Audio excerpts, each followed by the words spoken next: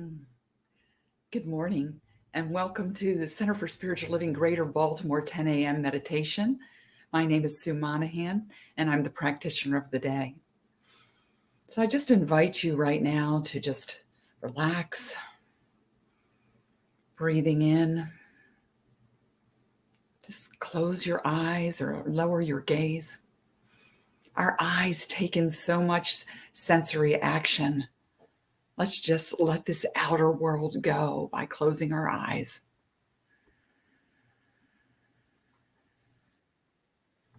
Let's use our breath to allow our bodies to relax.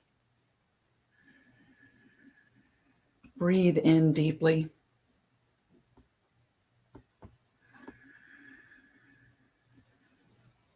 Breathe in deeply and release.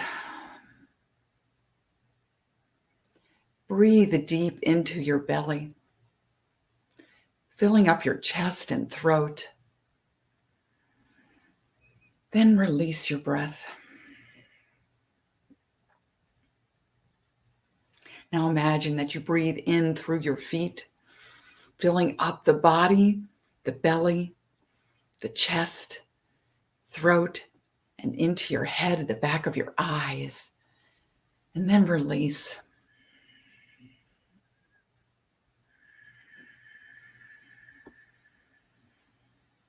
Let's continue breathing in deeply as we check in and scan our body for any space or place of discomfort. Breathing in and just releasing any tension. Put your conscious breath on those places where we hold so much tension in our beautiful bodies. And just breathe in and allow that to go.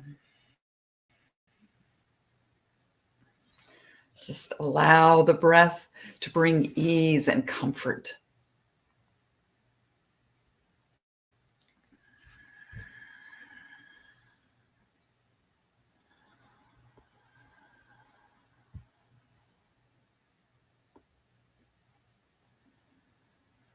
This month's theme is curiosity as a superpower.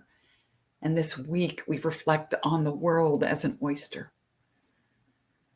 We know that an oyster produces a pearl from a grain of sand that is an irritant to its system. It basically coats the sand with its essence, and over time it creates a beautiful pearl. Let's use this example to take this idea of an experience that is working, an experience that's working with us just like this grain of sand. Let's examine this with our superpower of curiosity. Remembering to use your breath. Bring something to mind that is causing you discomfort. And take a few moments to reflect, examine, and question this. It can be something that's going on in your physical body, some level of discomfort in the physical body. It could be an issue around the aging process. It could be a relationship at home with close family or friends or at work. Or it could be world events. There's enough going on in this world right now to present some level of irritation.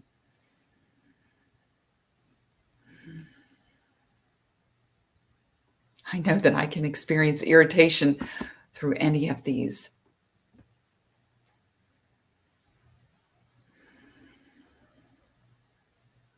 So remembering to breathe, let's just observe this.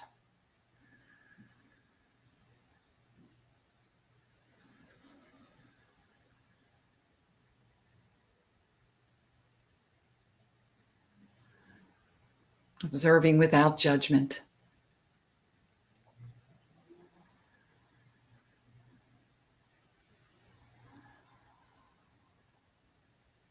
Be willing to say, I don't know if this is good. I don't know if this is bad. Just allow yourself to feel this irritation. Maybe where it lands in your body, if it has a color or a vibration or a resonance. Do not negate it. Sense it. Feel it. Breathe.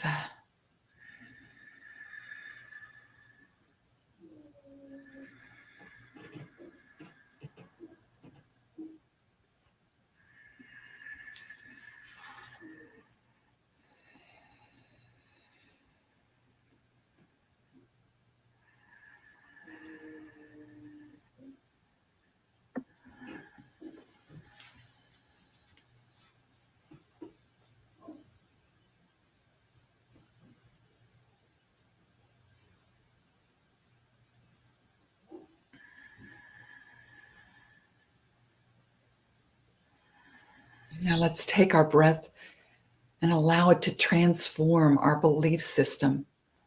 Whatever we're saying in our mind that is adding to this idea of irritation, we can think or we can rethink of different infinite possibilities in which to look at the situation.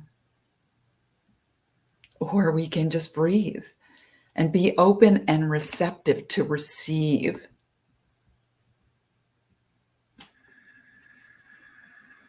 It takes courage to do this. It takes courage and curiosity to be open and receptive when you do not have the answer. That which is within us, that divine source, that energy and power is always there.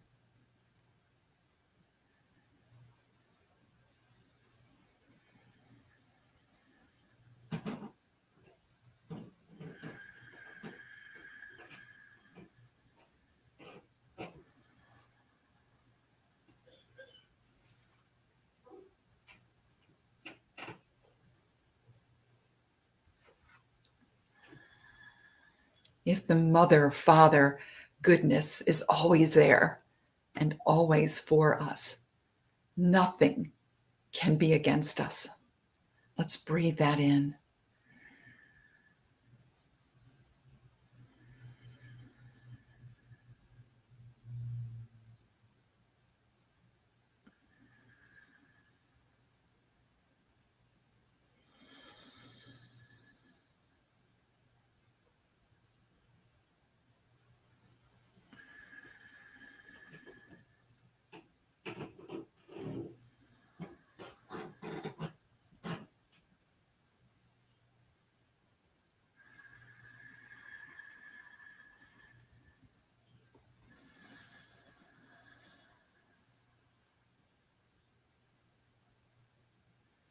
Affirm, I am open to receive and trust that Spirit knows what it is doing in, as, and through my life now.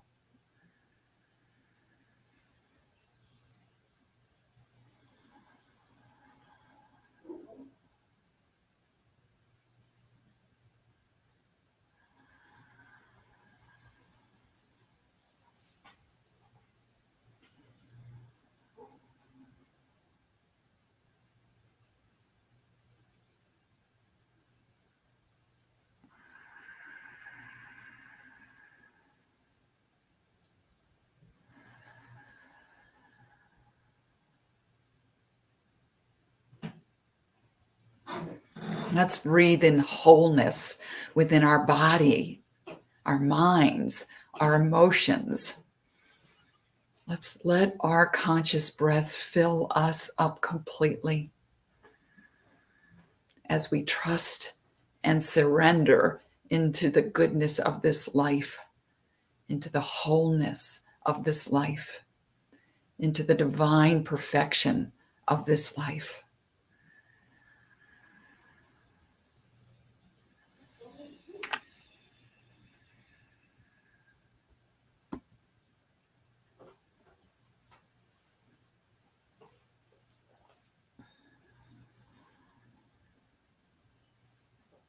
Today, we allow ourselves to be courageous.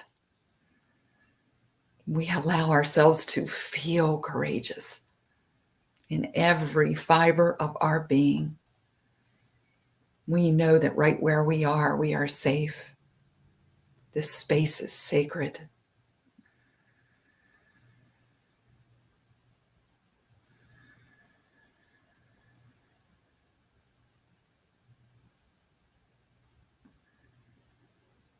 So as we come to the close of this meditation,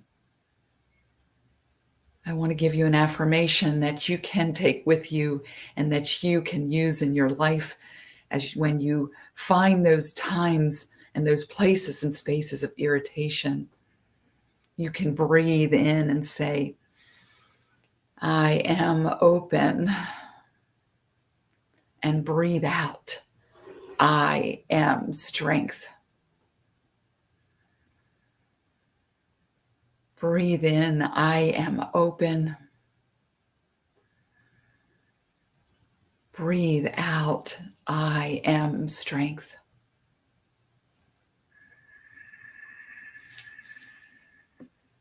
I am open. I am strength.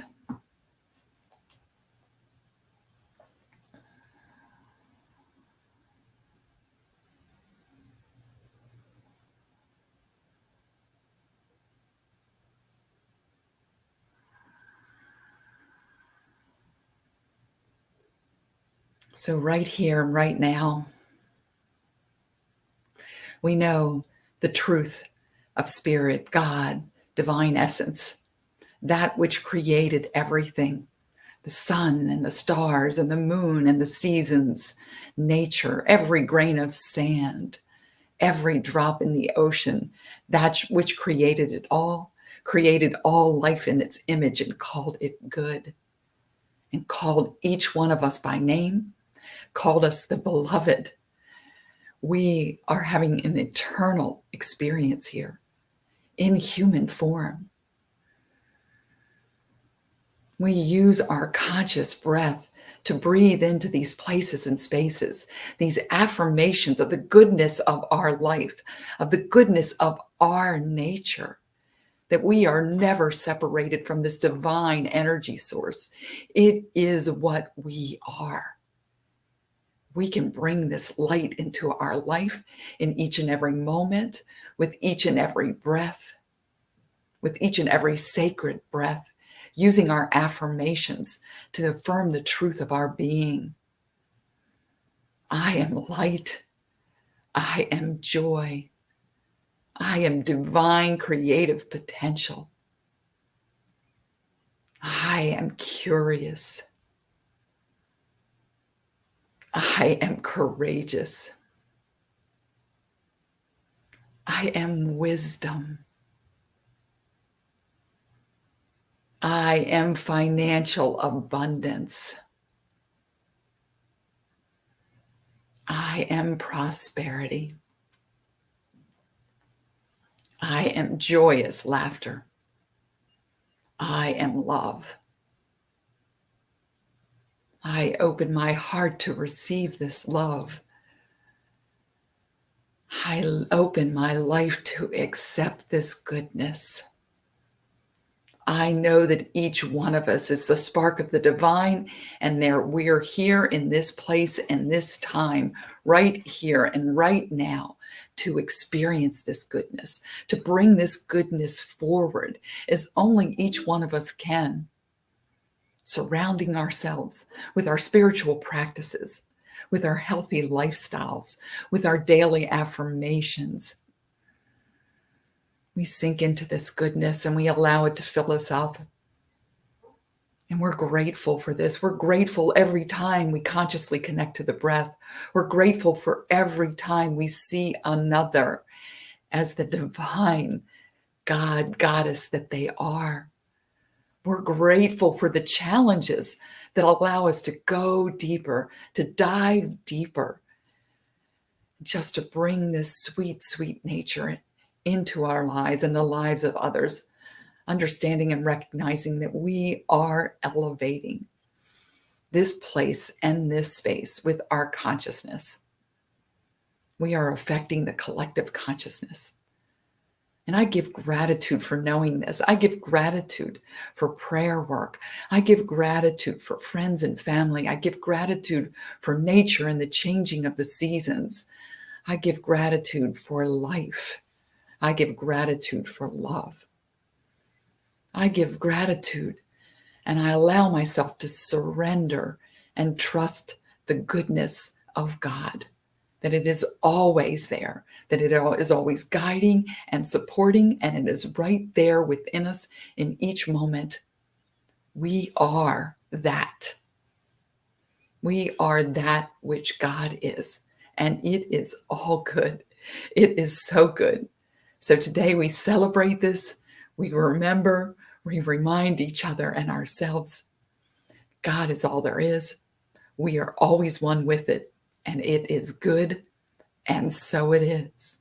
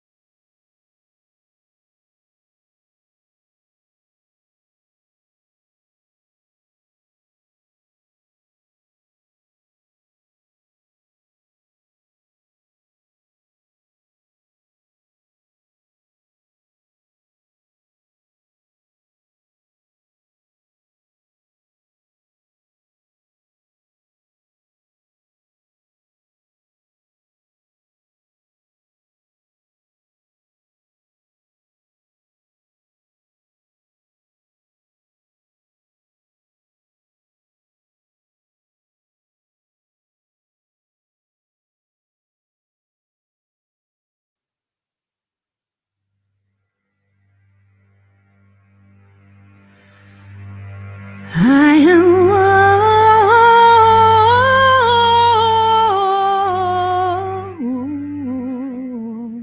walking. I am walking the labyrinth. I'm walking the labyrinth. Each step I take brings me closer to the mother. I am walking the labyrinth. I'm walking the labyrinth. Each step brings me closer to the center of the earth. I am walking the labyrinth. I'm walking the labyrinth. Each step I take brings me closer to the mother. I am walking a labyrinth. I'm walking a labyrinth. Each step brings me closer to the center of the earth. I am walking, walking a labyrinth. Each step I take brings me closer to the mother. I am walking a labyrinth. I'm walking a labyrinth. Each step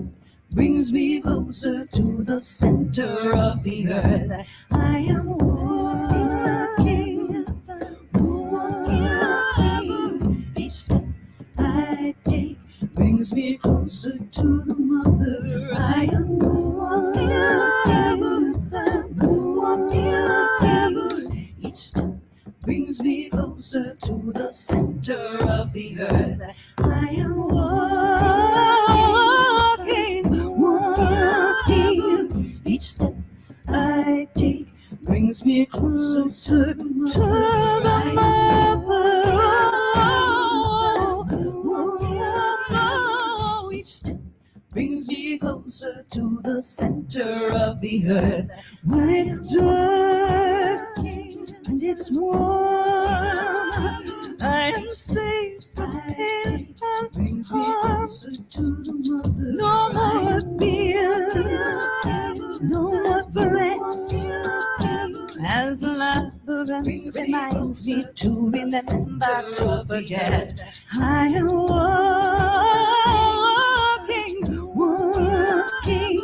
Each step I take brings me closer to the mother.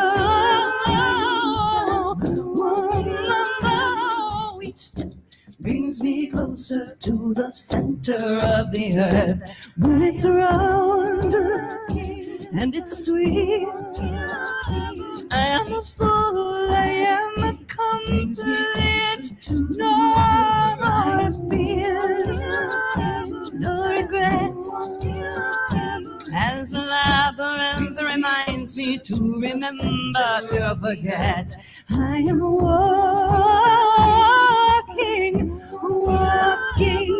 Each step I take brings me closer to the mother. Each step brings me closer to the center of the earth. I am walking. Each step I take brings me closer to the mother. Each step brings me closer to the center of the earth. I am walking the labyrinth. I'm walking the labyrinth. Each step I take brings me closer to the mother. Each step brings me closer to the center of the earth. I am walking.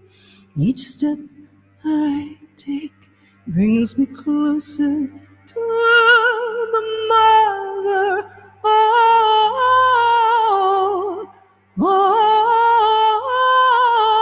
Each step brings me closer to the center of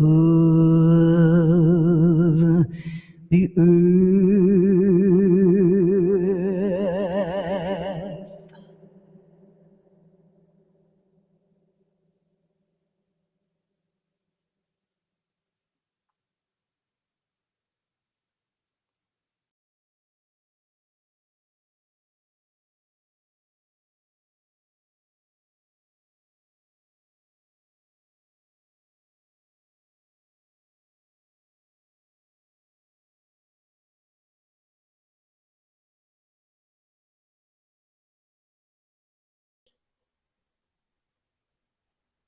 Good morning. Good morning. That was beautiful, Celia. And thank you so much, Sue Monahan, for that beautiful opening meditation. My name is Dana Cole, and I'm your host today uh, for Center for Spiritual Living's Greater Baltimore's virtual service. Our speaker today is Reverend Kathleen Sibley. You just heard our wonderful musician, Celia Farron. And today's practitioner is Sue Monahan, who led our pre service meditation. Thank you all for your service. So, every Sunday is an invite a friend or family member Sunday. As you know, we love to spread the love. So, please invite someone to service to join us. We would love them to hang out with us. Next, excuse me, we'll have our opening prayer by Sue Monahan. Sue has been a part of this teaching since 2004. She's been a practitioner since 2013. Sue believes that we are the point of power in our lives, that our essence is spiritual, and it is good. It's her desire to let spirit reveal this wonderful truth through her. Sue is committed to CSLGB's vision that we are demonstrating a world that works for all, one life affirming thought, word, feeling, deed, and one human interaction at a time. We all make a difference in each other's lives. May our light shine for all to see. I give you Sue.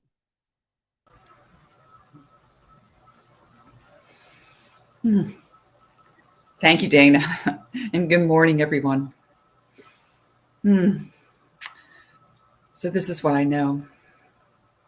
I know that divine essence, that infinite incandescence that cast its brilliant image into all life, creating everything out of itself and calling it good, has called us all forth now.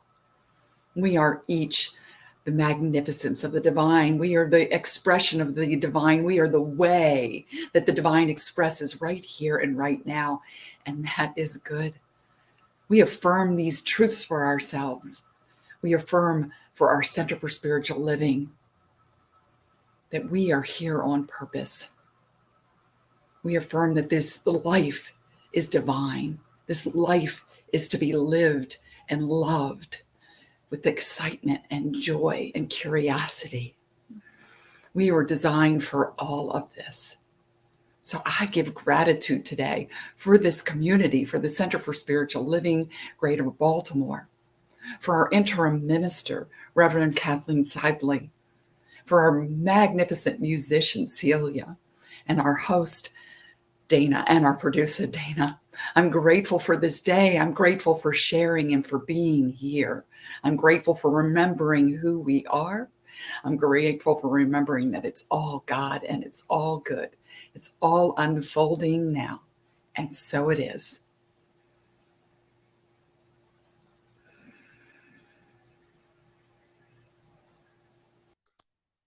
And so it is. Honoring the world's religions. We at CSLGB honor each and every person's path to spiritual oneness. One tree, many branches. One mountain, many paths. One world, many religions and spiritual traditions. With the lighting of these candles on the first Sunday of each month, we honor each person on their select path, and we bless them and recognize the light, the love, and the life affirming nature that they are of spirit as it shows itself in each path, each practice, and in each person. Next, we'll have announcements and events. Every Thursday, we have a study group where we delve in deeper into the message for the Sunday talk. You are welcome to join, and you can go to cslgreaterbaltimore.com to learn how to participate. We also have the discovery class. which you can also uh, find on cslgreaterbaltimore.com. The discovery class is an introduction to science of mind and spirit, as well as your entry to becoming a member of our community. So we welcome you. Center for Spiritual Living, their visioning team, the home office there, our visioning team is looking for people to join this the visioning team. If are you interested in serving Centers for Spiritual Living at a higher level? Are you passionate about the practice of visioning? The CSL visioning team opens to every one of us our divine potential and reveals guidance in many different areas. They have 3 openings coming soon, one for a spiritual director or minister, one for practitioner, as well as one for member or laity.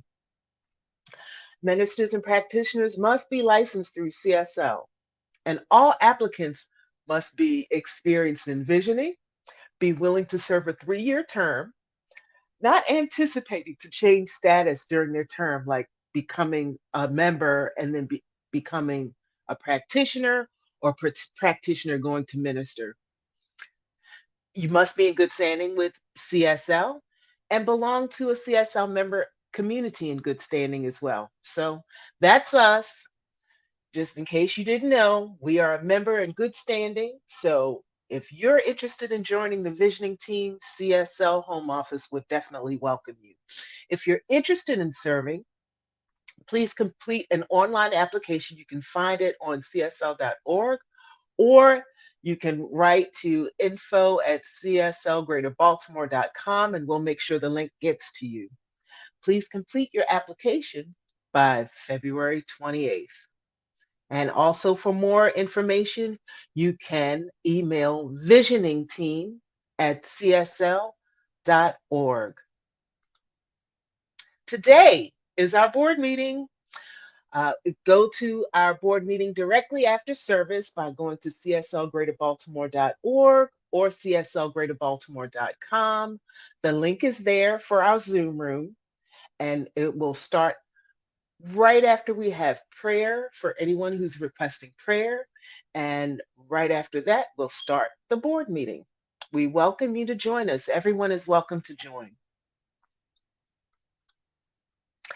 And we are seeking volunteers to help in a variety of ways. Right now, our main push is looking for a new home for our spiritual community.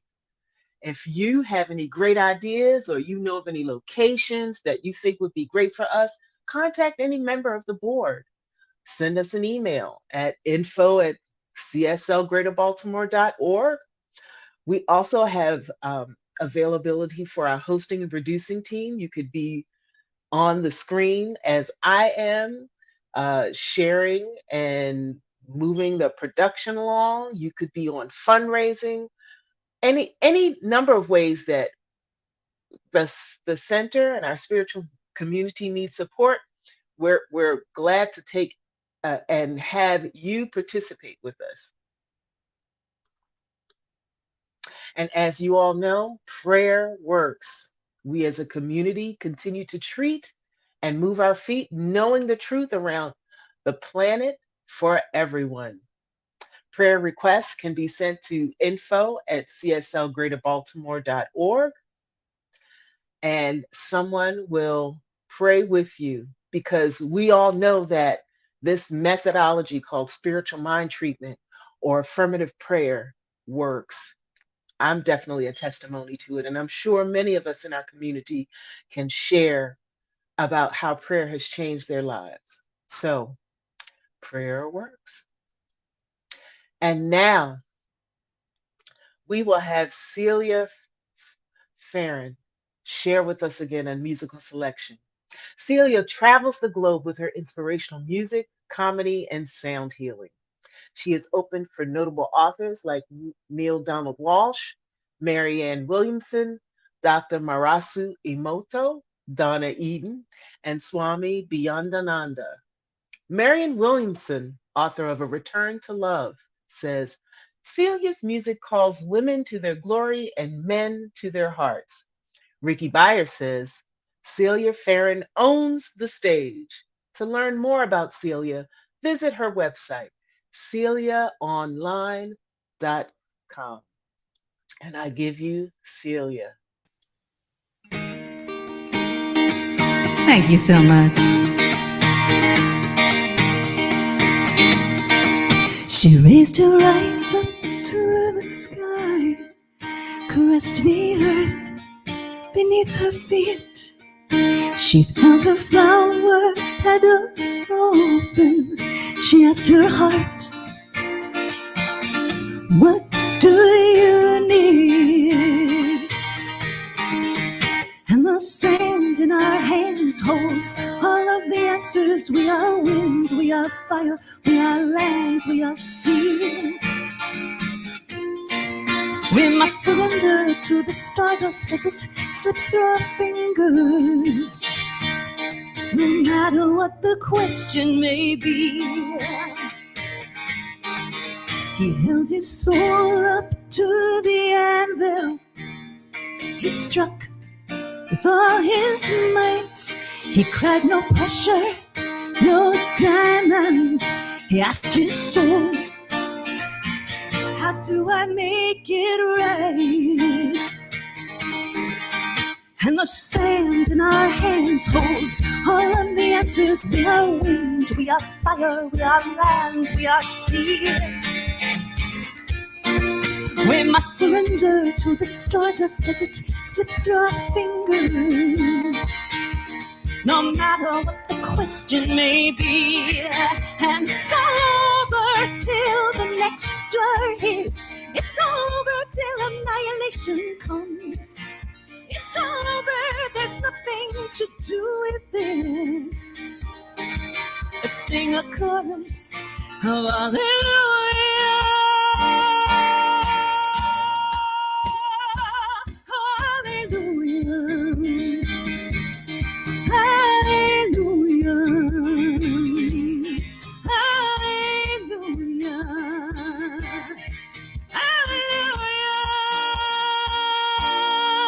They held their feet up to the fire. They felt the crackle, felt the burn. They felt their bodies turn to embers. They asked the ashes, what have we to learn? And the sand in our hands holds all of the answers. We are wind, we are fire, we are land, we are sea. We must surrender to the stardust as it slips through our fingers, no matter what the question may be. And it's over till the next star hits. It's over till annihilation comes. It's over, there's nothing to do with it.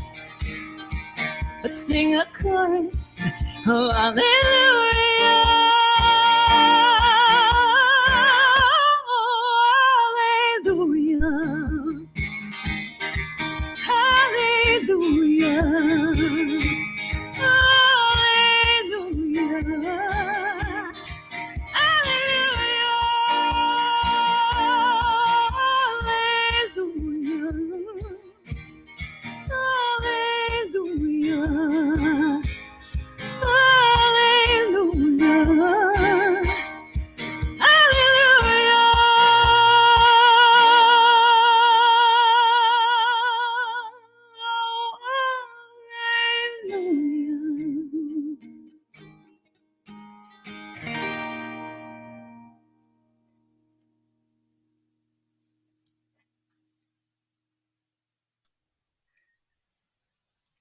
Oh my goodness, that was so awesome. Thank you, Celia. Thank you so much. And next, we'll have Sue Monahan, who will lead us in a spiritual practice. Thank you, Celia. That felt so good. So I just invite you to relax and close your eyes.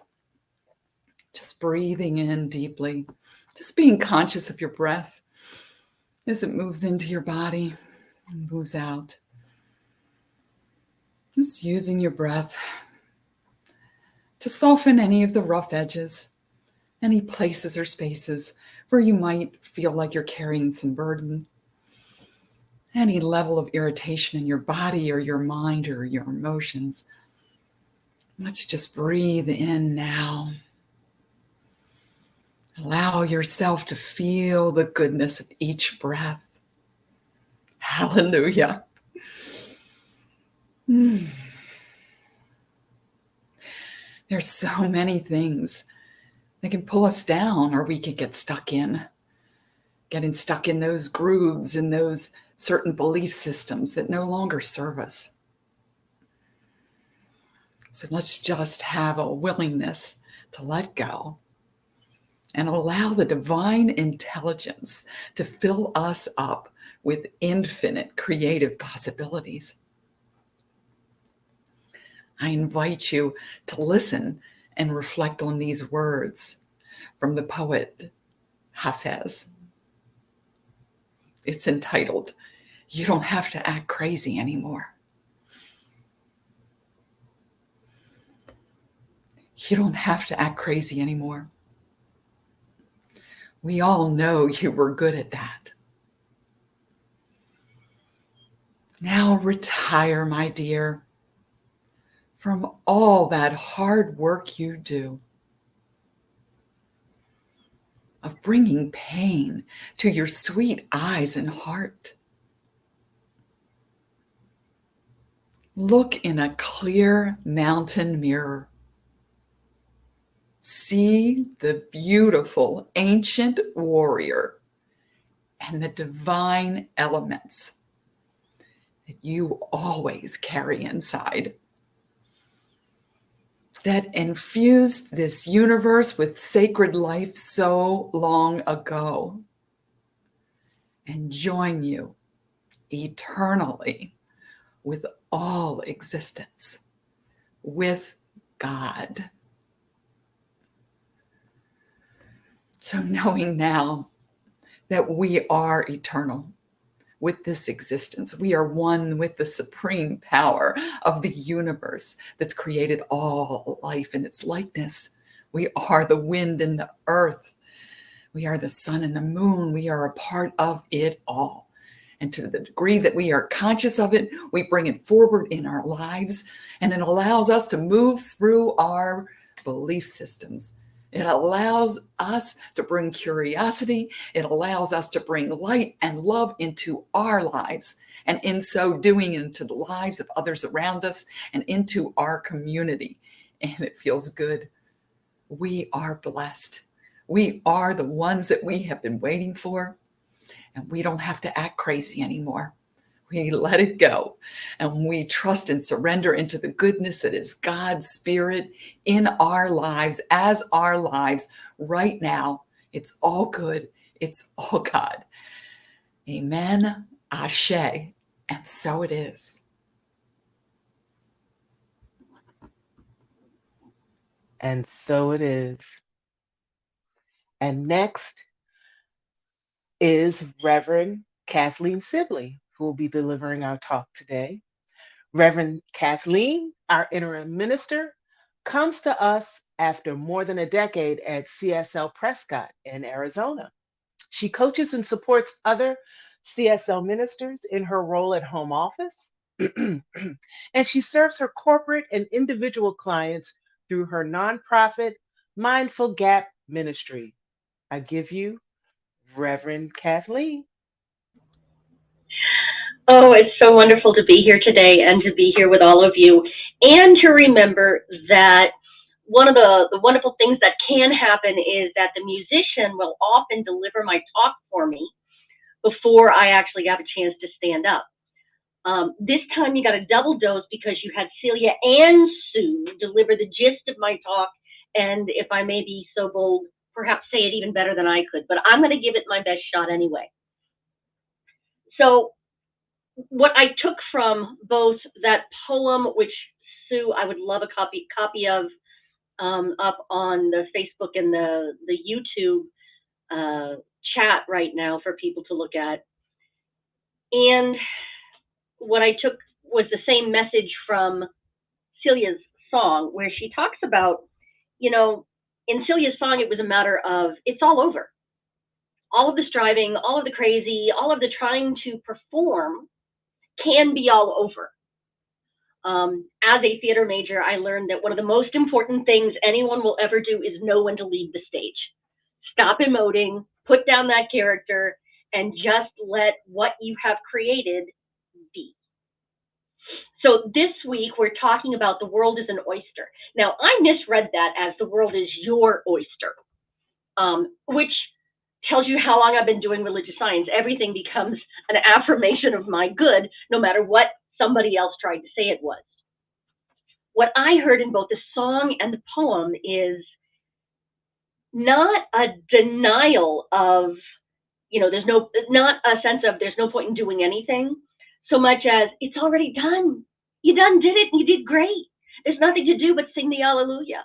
There's nothing to do but praise that which is and be surrounded by this feeling of the world is your oyster. As a matter of fact, Celia has a song called The Life of Riley that you might want to check out that actually says it again and in a catchy, singable way, which, like all of her music. So what I read when I was looking at The World is an Oyster, what I read as the overarching thought behind that title was that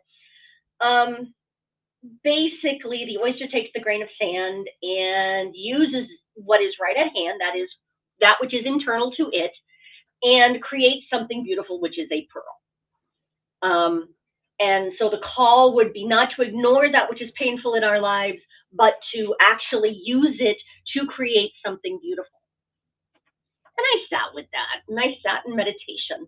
And honestly, what I got was the voice of what I can only assume was an oyster saying, yeah, but ouch.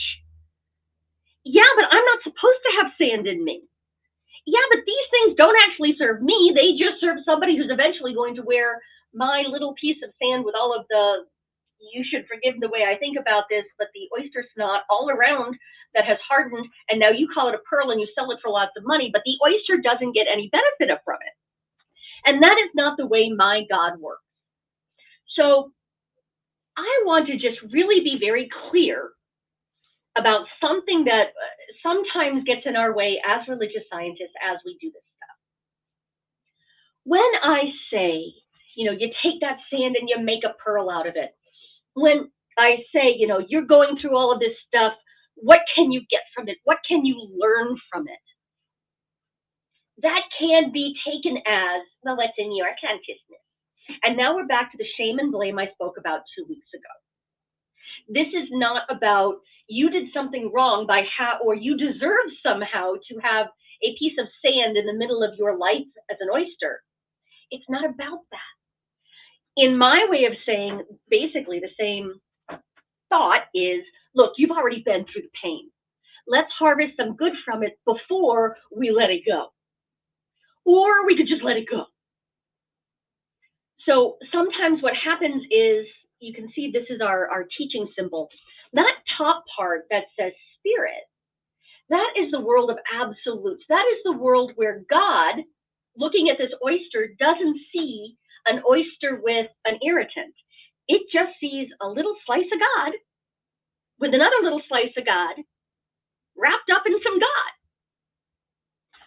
So in the divine, there is no right or wrong. There is no good or bad. There's just what is. And all of it is accepted and loved.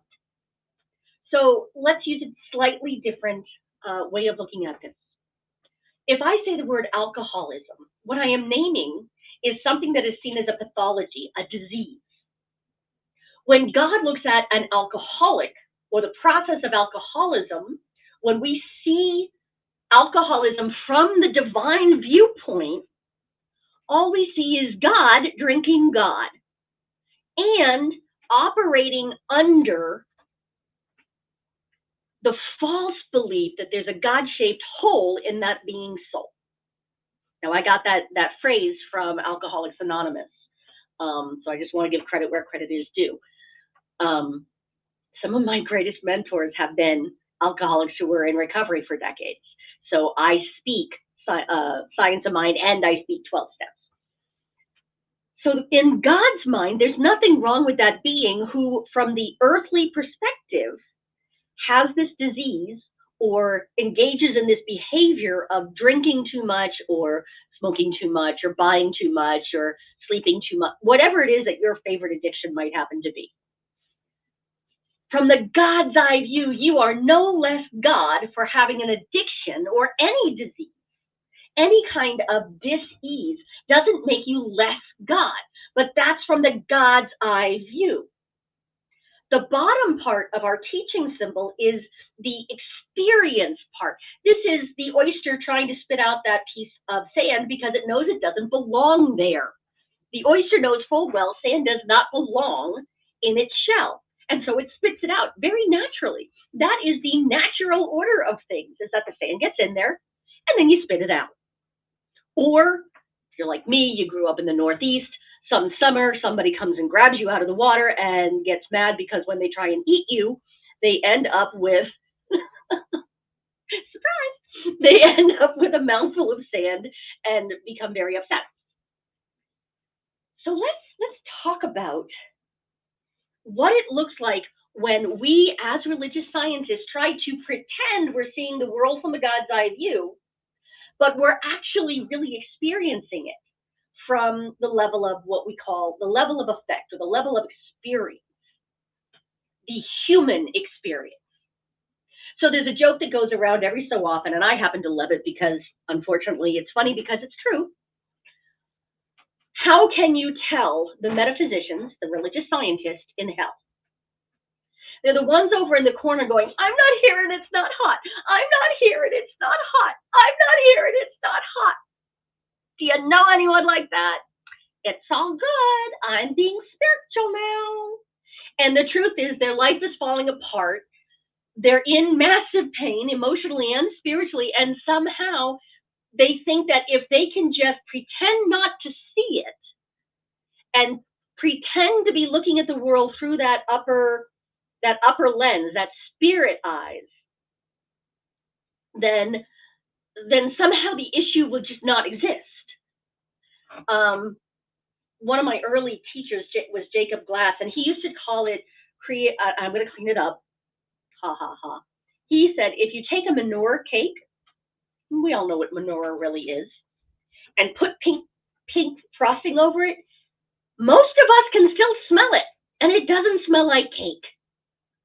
So when we try to pretend that we do not see that which is right in front of our face, when we try to pretend that we're happy we have that little irritant in our lives,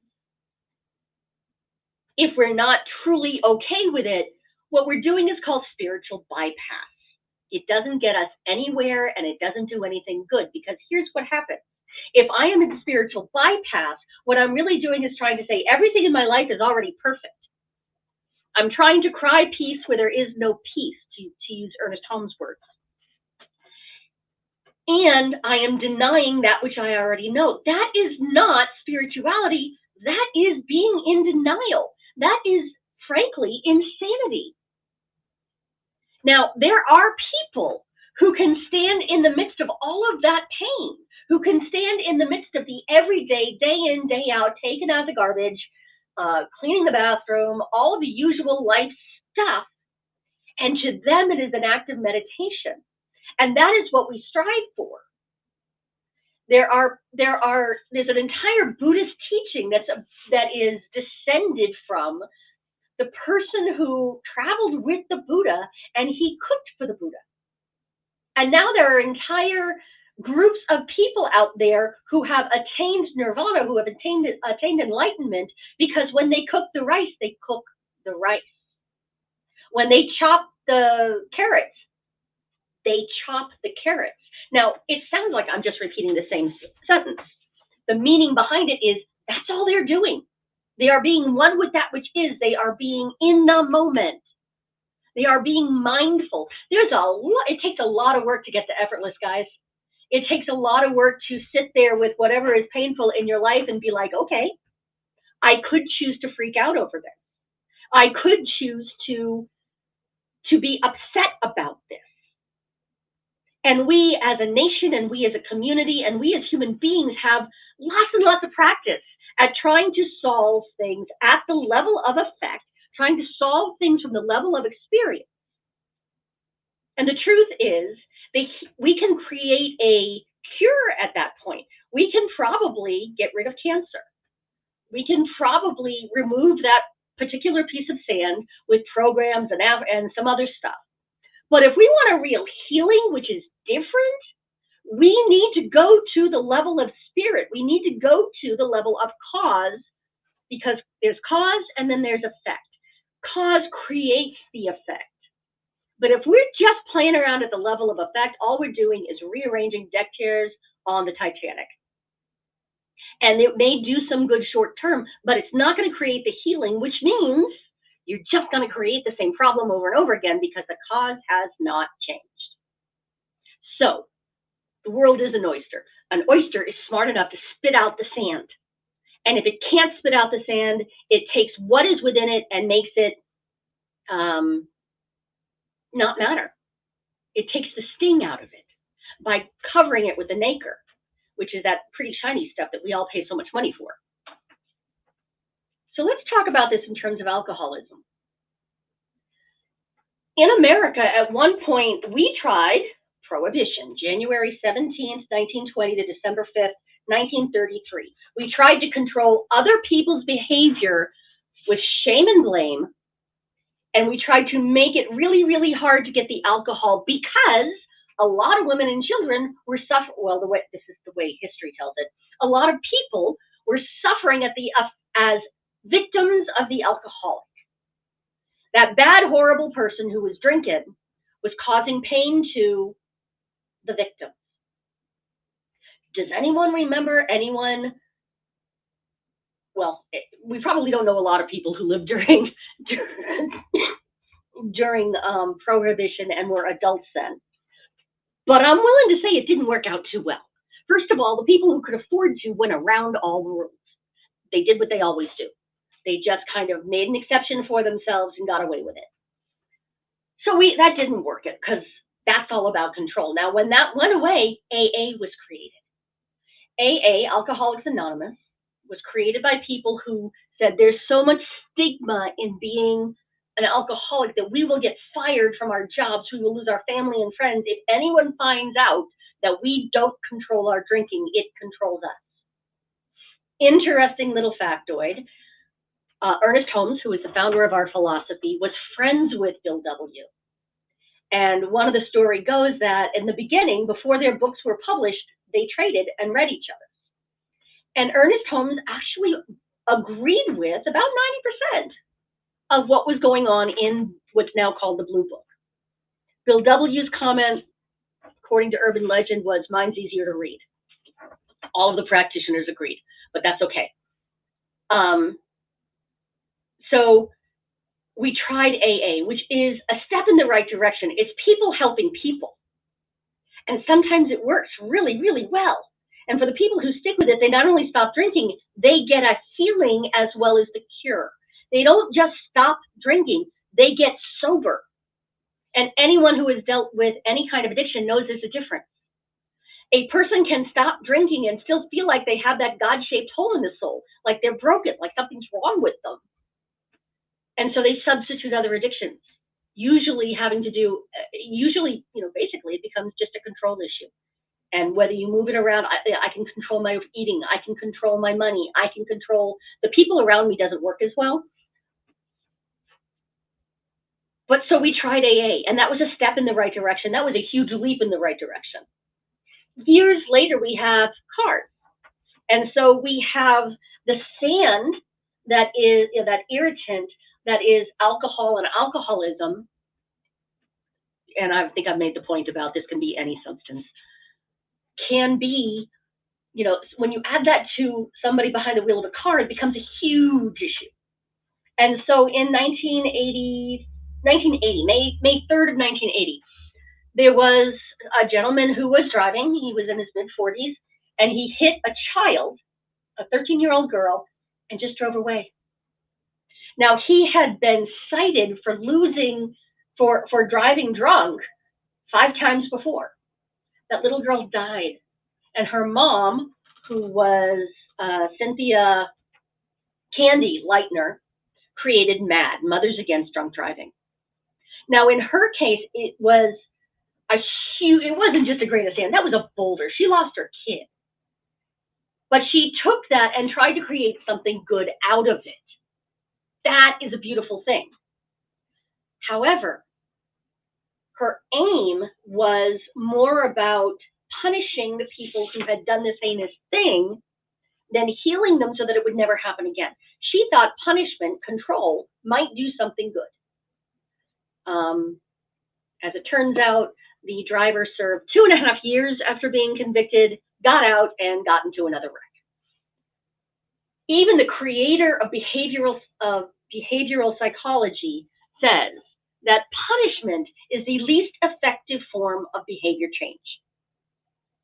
B.F. Skinner actually wrote that down. He said, don't try for punishment. What we're doing here is creating cures and not healing. If you want to change, if you look at the bottom of that experiential thing, that is where a cure can happen.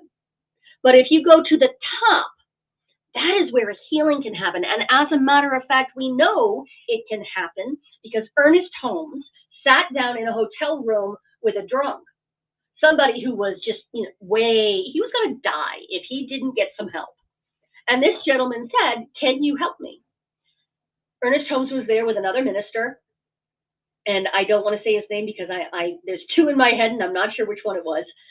And he said, okay, look, you stay in this room. I need to go in the next room so I am not looking at what looks like a problem. I'm going to go in the next room and we're going to do a healing. But first, take this bottle of whiskey because I don't want to be thinking about you over here suffering. Take it, drink it, whatever. He and the other minister go in the other room and spend all night back and forth in treatment, doing spiritual affirmation, convincing themselves that there is no way there could be a hole in the soul of this gentleman, that there is no way anybody could believe that there is something wrong with this man at a fundamental level. That man apparently opened the whiskey and might have had a little bit, but then put it away. And he never drank again. He was healed, not because it had anything to do with the alcohol, but because it had to do with a false belief that was operating within that man that said he was broken and bad and needed the alcohol to get through the pain of his existence. This is the difference. The world is an oyster. The oyster is smart enough to spit out the sand that doesn't belong in it and to mitigate any sand it can't get rid of. But you know what? The world is not just an oyster. The world is the divine being that never accepted that the sand was an irritant in the first place, that never needed the pain of racism or any of the isms, never needed to feel like a victim in order to claim its wholeness. It comes from wholeness. There's nothing left to do with the level of spirit except sing the Alleluia, to experience that beauty and that good, and then, as some people would say, chop wood, carry water. The activity looks like the same from the outside, but when it's done from the level of spirit, honestly from the level of spirit, having looked all of the conditions right in the eye and said, you are not the truth of me. I don't live at the effect of a false belief. Those false beliefs live in that middle section of the teaching symbol. So do all the true beliefs. Here's the challenge. 99.9% of all of those are held in the race consciousness, the belief that we can get sick, the belief that we can be at the effect of alcohol or sugar or depression or cancer. All of that lives firmly ensconced in that middle section, and we can't see most of it. We can't touch most of it. And so what we do as religious scientists is it's like creating Niagara Falls. We take the absolute pure and perfect truth and we allow it to push down into our world. We use our affirmations, we use our prayer practice, we use our meditation. And it's like creating that huge cataract of pure spirit and pure truth. And what happens when you see that water go over the edge of pure spirit, go into all of the muck that we live in? It gets pushed out. And eventually, with enough time and enough practice, what happens is we have pure, clear water. We have a light that we can look at the world and say, you know, it's all good. And even better, if some irritant comes in, if some painful thing comes in, we are so used to the idea that we can not just cure, but heal it, that it simply becomes interesting rather than painful. It simply becomes, we are so in trust with the universe, we are so in sync with the truth, that we can look at any little grain of sand and say, you know, I can't wait to see what the divine as me is going to do with this. It's not painful. It's just a new game to play, because I am not a victim. I am the divine being that creates suns and burns, stars, and knows exactly when a flower should bloom. I have access to all of that. And while I am out in my world doing my laundry, washing the dishes, that is the power that is at work in me. Ernest Holmes says in our textbook, when we learn to trust the universe, we shall be happy, prosperous, and well.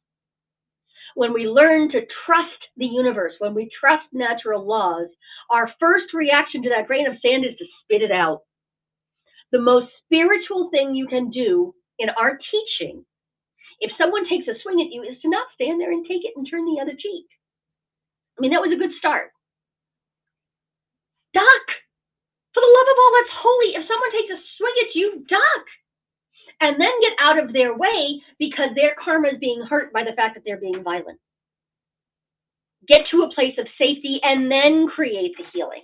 Not just a cure, which is getting out of the way so you don't get smacked, but sit there and be in the moment, be in oneness with whoever took a swing at you. And that is what I think the master teacher meant about turn the other cheek. Don't pummel him or her. Then go be in oneness with it, and allow that experience of the world to come from a true place of oneness, which is that top level, that spiritual truth. Take a God's eye view of whatever is going on. And that takes the sting out of it. You see, from the God's eye view, there is no such thing as death. There is no such thing as victimization. There is no such thing as other or the stranger or danger. There is only God. And so what I call forth from you in every moment today and this week is to sing the Alleluia from a place of absolutely knowing that Spirit is, and Spirit is all there is. All of that goodness, all of that non-judgment, all of that complete acceptance of our wholeness. No matter what judgments we place on it at the level of effect, at the physical world level, we accept, we surrender that is the experience we are having in this moment. We don't try to pretend it's not happening. Do not eat the pretty pink cake if you can smell it from across the room. That will not help. What we do is we look at the situation and then we see through it to the truth without playing spiritual bypass, which tries to get us out of the work of it, frankly. So that is my truth for this day, and I'm going now to prayer in order to absolutely set this in concrete, to set it in to eternity. Because God is all there is. The universe is the body of God itself, and yet the spirit of life itself is so much more than anything my words could describe. Infinite beingness is accepting of everything that it is, all its beautiful variation, all of its different ways of being in the world, all of it is the divine. And while we look at it with human eyes, it might seem good or bad, but when we look at it with the God's eye view, when we look at it with our own spiritual eyes, we see the glowing, beautiful, loving truth of that which is, the allness of that which is,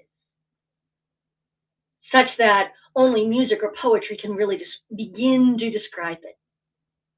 And so in this moment, I simply accept that I am part of the allness, that I am part of the divinity, that I am part of that grand magnificence that is life itself. And I absolutely trust that part of me that is awake to its own magnificence, to its own spiritual wholeness, to its own absolute, pure, and perfect lovingness. And I know that if it's true of me and it's true of God, it must be true of me. And so it must also be true of everybody I meet. True of the cat that has stolen my chair. True of all of the producers for this service. True of everybody who will ever hear my voice doing this talk.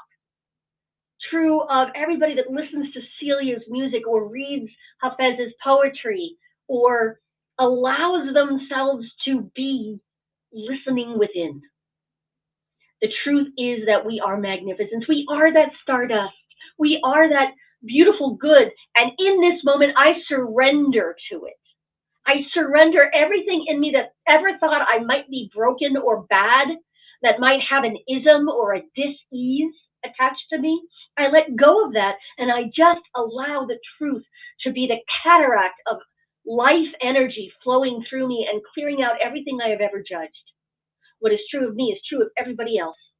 And so on everybody else's behalf, I accept not just the cure, but the healing.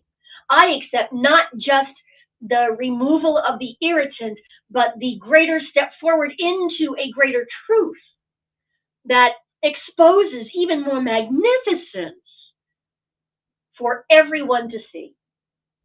I've let them celebrate that truth. I've let them celebrate that I have done absolutely nothing here except describe a truth that already is. And by looking at it, seeing it clearly, we together have called it into our own experience.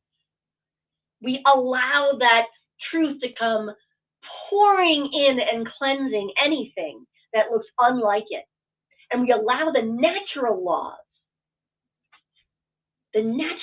of the universe, the same thing that is gravity or 1 and 1 equals 2, all of those natural laws are already now at work because having seen the truth, we are creating it in form.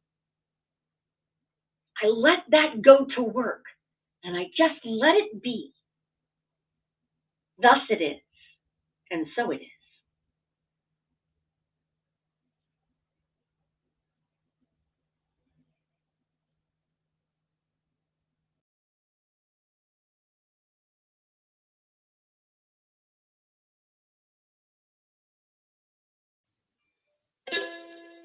Thank you, Kathleen. That was awesome. Thank you for those pearls of wisdom. Oh, yeah. See what I did there? Butterfly diva, she knows the light needs the darkness to grow. She is delicate and divine. She will show you the way to embrace your courage. And butterfly diva, she sees the pain that brought you to your knees is the portal that sets your soul free. She's determined to shine and she's made of courage. Fly, little butterfly, fly, little butterfly, fly with no fear of the dark. Fly into the mouth of the dragon, make him purr like a kitten with your beautiful butterfly love sparkle spark. Well, butterfly diva, she feels so deeply, but only the love is real. She's ready to show you the way to let it all go and embrace your courage. Fly, little butterfly, fly, little butterfly, fly with no fear of the dark. Fly into the mouth of the dragon, make him purr like a kitten with your beautiful butterfly love sparkle spark. For you've been a long time alone in your room, your beautiful butterfly room. Now's the time for your wings to take flight, to leave your cozy cocoon. 2, 3, 4. Fly, little butterfly, fly, little butterfly, fly, with no fear of the dark. Fly into the mouth of the dragon, make him purr like a kitten with your beautiful butterfly love sparkle spark. and fly, fly, fly, little butterfly, fly. And oh, fly, little butterfly, fly, little butterfly, fly, with no fear of the dark. Fly into the mouth of the dragon, make him purr like a kitten with your beautiful butterfly love, sparkle, spark. Butterfly love, sparkle, spark. Butterfly love, sparkle, spark.